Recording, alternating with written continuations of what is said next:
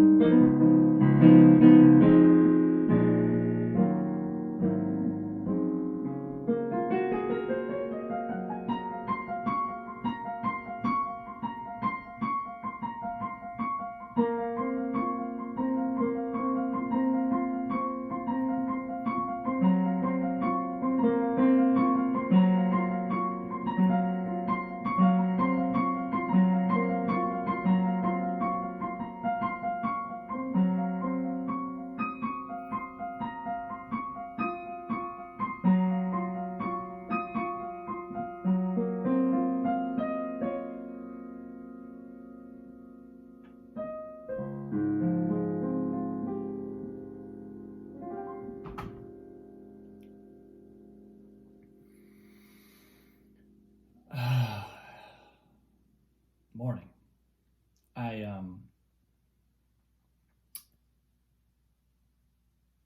So it was my daughter's violin recital yesterday. And it was beautiful, of course. It was magnificent. And, her teacher does just a wonderful job of supporting everybody, and everybody gets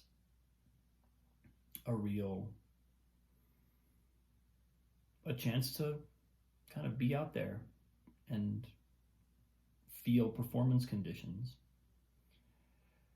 And one of the things something that showed up for me immediately afterwards, and this is still kind of, I'm still in the I'm still hanging on very consciously. I'm holding on to this process that was initiated about a week ago when I spoke to my coach, and we talked about perceiving success from the point of view of state, story, strategy, moving from locating and kind of defining, labeling the state that we're in when we're most successful, that most abundantly produces success. Out of that state, a story emerges, or multiple stories emerge. And then once we have a story, we can construct a strategy to reliably enter the state and continue to develop the story. But strategy is the thing we do last. We don't want to start with strategy because we can end up producing something that's kind of not animated by that genuine felt sense of the state. You can't make a strategy produce the state unless you already know the state, unless we're in contact with that state, and the strategy itself is an outgrowth of the state. It doesn't really work the other way around, and believe me, I've tried. So anyway, that's the umbrella under which I'm viewing a lot of the last, I guess, week or so of my experiences. And the recital last night, which was such a wonderful opportunity to share Annalise's work, her play with an audience. She always loves it. She woke up this morning and said, "I miss my recital. When can we go back? When can we do another one?"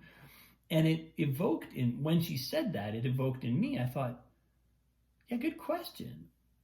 Her teacher only does 2 of these per year because it's a big thing to manage. It's a lot of students. It's a lot of work on everybody's part. But I thought to myself, I could put together performance classes. I could put together some days every month, 2-3 days a month, depending on what the appetite was, to do performance classes. And that would give us the opportunity to be under performance conditions, slightly less pressure, because there wouldn't be a full, presumably there wouldn't be a full audience. But in a kind of routine, making performance conditions a matter of routine. Something my teacher used to do every single week, and something it's usually built into college curriculums and whatnot, but it's just a vital part of developing. And I found myself going, oh, that's a way. It's an outgrowth of my own enthusiasm for this work and for the work with my own daughter. But that would be a pretty massive service to most of the students who are also learning from the same teacher. And so the reason this is related to the kind of success work that I've been doing is because it felt like such an immediate and spontaneous outgrowth of my own experience of success. I know how this works. I can play piano. I can provide the venue and the service that's required to make this happen. And so all of a sudden, I kind of wanted to add another S in. So it's like state, story, strategy, service, or state, story, service, strategy. I'm not sure what the hierarchy is, but it felt like, oh, it was truly kind of like a call. I felt like the sense of being caught, because I really kind of was racking my brain. I was like, yeah, Annalise loves these recitals. She loves the experience of performing. And there tends to be a buildup before there tends to be a kind of heightened sense of, um, you know, of, I don't know what to call it. It's like a heightened sense of energy. There's a charge around a performance like that. And getting used to that feeling that's the bedrock of performance. Getting accustomed to that sense of heightened awareness, heightened consciousness, heightened focus, that is not something unusual and happens a couple times a year. That happens, in the case of my former piano teacher, every single week. And it was mandatory for students of a certain level. You had to be there. You couldn't not play. And and it produced incredible results. But even more than the results, or a kind of like, turning this into some kind of, I don't know, competitive, or it's not so much for me about necessarily producing a standard of work, although I think that is part of it. But the higher priority is learning what happens to us in the environment of performance. Because that's something that, if we experience that frequently in our training, we don't experience that often enough to see patterns and make connections and make our performance muscle trained, really calibrated to the experience. It's sort of because it's something that we do every once in a while, and so we're kind of, it's a new thing and it's a big deal each time. Whereas it can be a routine thing. It doesn't make it any less of a heightened focus. In fact, it actually raises your level of focus. It brings you even more into a place of, I know how to work. I know how I work under these conditions. And then you work with that. And you can deal with the psychological things that come up, the emotional things that come up, right? It becomes a thing where we can actually work with those things rather than hoping that we work that out in the moment. Which, again, I've tried. Usually doesn't go so well. So, but all that aside, it was really interesting for me to feel a sense of service coming through me, where I saw a need and I was like, I can easily step in to fill that need.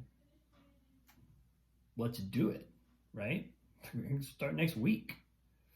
All I got to do is figure out if I can book that concert hall. So anyway, kind of a fun little potential next step on my journey. Anyway,